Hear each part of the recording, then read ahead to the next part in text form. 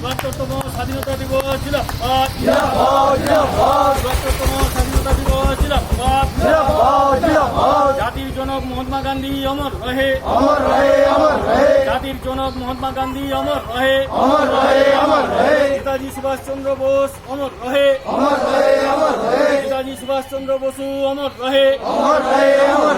বন্দে মাতরম, বন্দে মাতরম।